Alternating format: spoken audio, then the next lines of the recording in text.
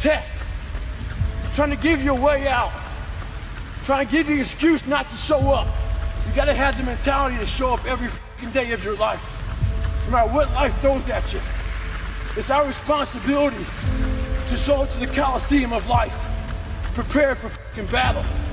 I don't care what you're going through, what life's throwing at you. It's your responsibility to find your new 100%. A part of being a beast is the hunts. It's the hunt that they're excited about. They like to see the gazelles run. Then boom, they take off. Because real lions like to hunt. They love the process just as much as they love the prize. And some of y'all just want to score. You don't like the process. You're not in love with the process. Everybody want to be a beast until it's time to do what beasts do. You are a beast. Let others talk about how good you are, how strong you are, how fast you are, how smart you are, how successful you are. That's when you know you're a shark, when others are talking about you. It's about putting it on the line. It's about pushing yourself and giving it 110% of everything you got. I know sometimes people say they're lying, but you can't be a lion if you don't understand the rules of the jungle. Keep your commitment never to go back to the life that you once lived. Keep your commitment to creating wealth for yourself, to taking care of your children, to be more responsible. Keep your commitment to live a life of contribution, to keep your commitment to be a conqueror and to act like it and to have authority and dominion of everything in your life. One of those reasons I got on one of my tapes, if life knocked you down, try and land on your back, because if you can look up, you can get up. Your reasons will help you to get back up again. You're gonna face no and rejection every day, but if you're hungry enough, the world will make a place for you. You're afraid of fucking effort. We're all being tested. And that road to success is a bumpy ass road. Do you think you have the mindset now? Beast mode.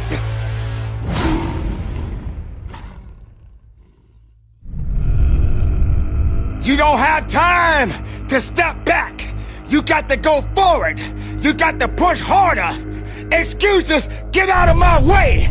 That's what this is about. So you got to recognize when it gets tough, you better get tough. Easy does not count. Easy does not work. You can't cheat your way up. You got to push your way up.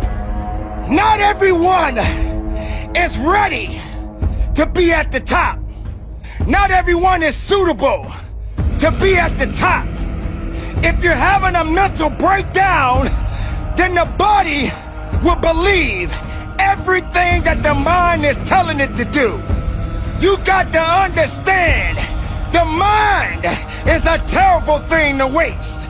And if the mind ain't right, then the body won't be right. You have to understand that you have to have a connection. The connection of righteousness, the connection of fighting, the connection of faithfulness in you and your abilities and your strength and your honor and your integrity. Everything that you do on this moment counts in this place. You can't wait for someone else to push you through it. You got to push yourself. You are born, and you are born to live and fight. So on this day, and for the rest of your life, if you're working, work a little bit harder. You can't do easy. There is no easy in success.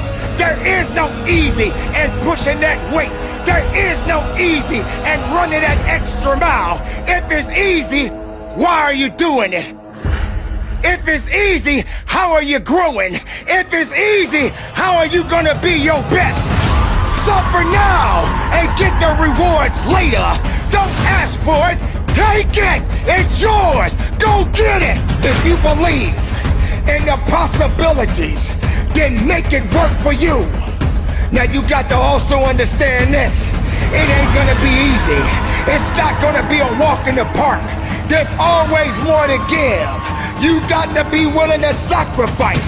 You got to be willing to hurt. You got to be willing to yell out. Whatever it takes, keep pushing forward. Don't you give up on your life. Don't you give up on those reps.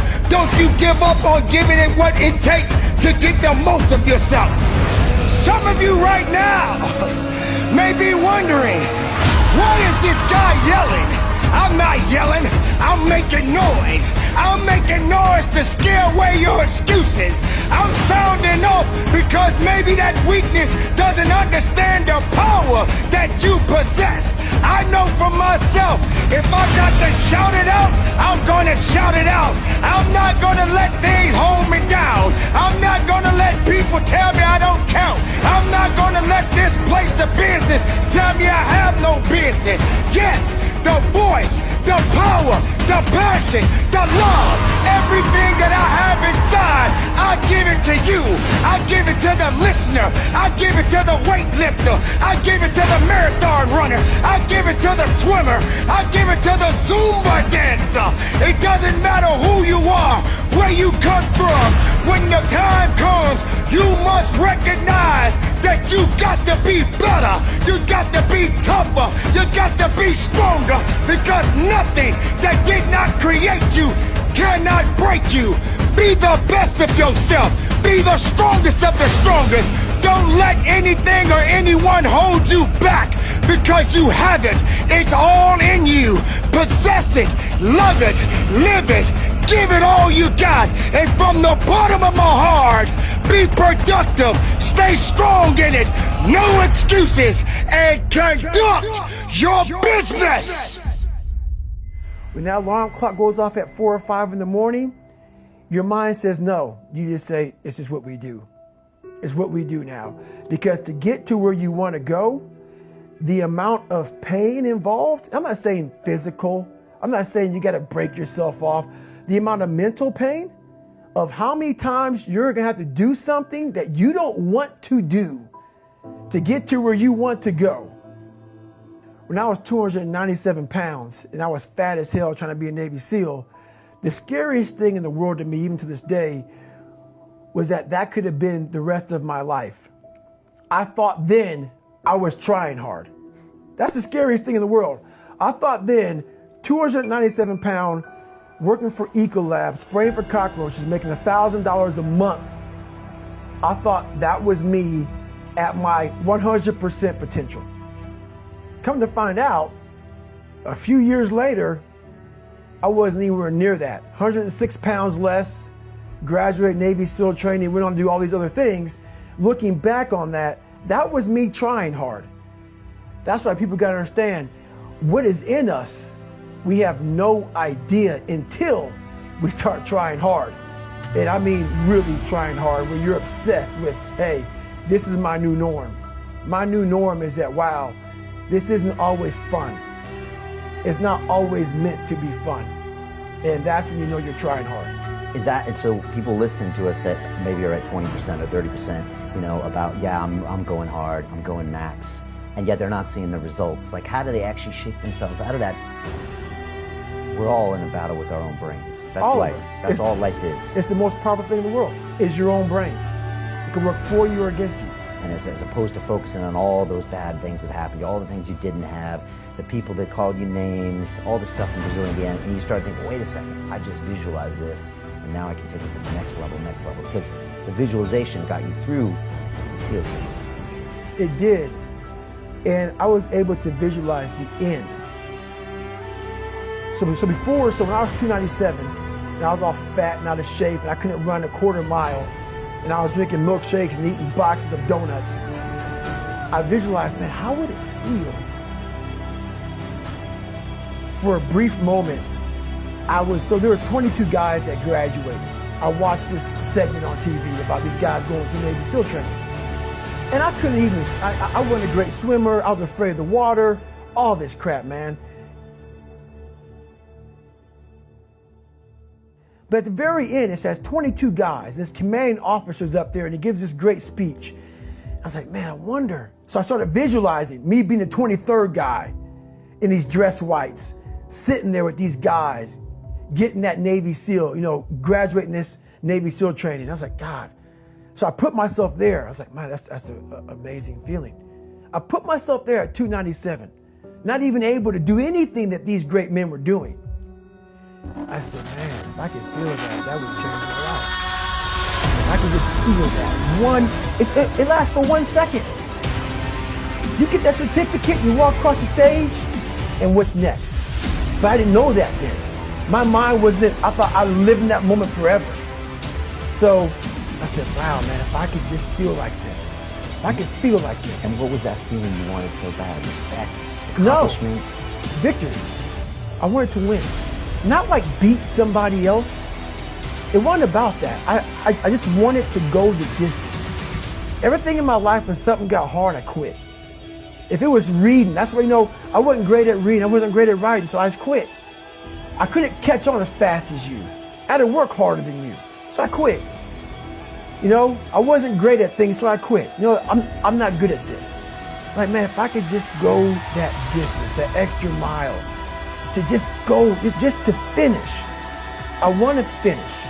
I want to feel victory. And victory for me wasn't winning, it was just finishing. So I said, you know what? If I could feel like these guys feel, it would change my life. But what I realized, the best feeling I had was when I was by myself trying to lose this weight. I had to lose it in literally less than 3 months. 106 pounds in less than 3 months. And literally, I started feeling victory just by putting myself in the battle. It wasn't about going to Navy SEAL training. It wasn't about being the 23rd guy in that chair. I started realizing, man, just by going to war with myself every day and putting these challenges and these goals and these obstacles, these insurmountable obstacles. So it wasn't about losing 106 pounds. Me losing 5 pounds was an accomplishment. Me losing 10 pounds and then 50 pounds. And then the more I did this, the more I gained confidence. And then the more I gained confidence, the more I realized these guys can't do what I'm doing right now. I had no coach, had no trainer, had no money. I didn't know how to lose weight. I had no knowledge of what I was doing. I was just working. I was just sacrificing. And then through that, all these different tools started coming up. But I would have never found these tools if I didn't put myself in a very uncomfortable place. We all look for toughness. We all want it, but we look for it in a comfortable environment.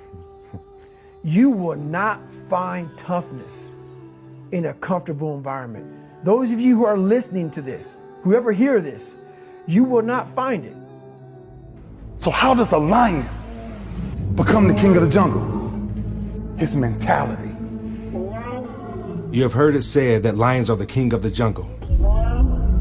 But have you ever stopped and asked yourself, why? How can he be the king of the jungle if he's not the biggest? The elephant is probably one of the biggest. He can't be the fastest because that's a cheetah. He can't be the smartest. So he's not the biggest, the fastest, or the smartest. So how does a lion become the king of the jungle? What separates the lion from the rest of the animals that crowns him as the king of the jungle? His mentality. That's the only difference of a lion and an elephant. It's the way a lion thinks. When a lion walks up and sees an elephant, he thinks lunch. An elephant. I'm trying to give people a different thought process of life where failure, hell, disappointment, discomfort is a great learning tool. And many people don't understand that, but it's these few moments in life that you have. Like for me, I always talk about it. Rocky 1, round 14. That 1 2-minute and 13-second clip of Rocky getting up when Apollo knocked him down. That one clip, when I was going through a very bad time in my life, I saw what I wanted to be. And it wasn't a guy that won. It wasn't a guy that won everything he did. It was a guy that kept getting up after being knocked down. So I realized if that 2 minutes and 13 seconds changed my life, that's all it was. I saw something that I needed to be in the world I was living in. Maybe my story will give someone the 2 minutes and 13 seconds they need to change their life. Everybody's got a story. We don't share it on social media. We share our nice life on social media. We all have a dungeon. I'm just willing to talk about mine. Mental toughness isn't something that you sample. It's something that you live in every day. Whenever hardness comes, and you don't know what it is, it may be different for you than it is for me, but you go back to your insecurities. And then when you go back to your insecurities, you then look for comfort within those insecurities. And we all look for that cookie that your mom used to give you when you were sad, when you were sick.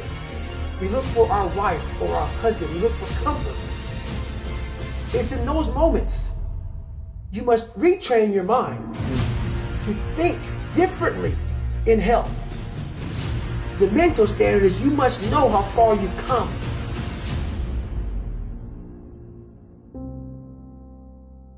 I walk in a room now and I know the hours and years and decades I put into David Goggins. That's something, it's not on the wall. It's not a trophy on the wall. It's not a medal on your neck. I don't care how you perceive David Goggins, because through my journey, I figured out the one piece I was missing. I thought it was cars. I thought it was women. I thought it was money. I thought it was everything. The one piece I was missing was me having the courage to face myself. Where I got my work ethic from was the hours I had to spend learning this.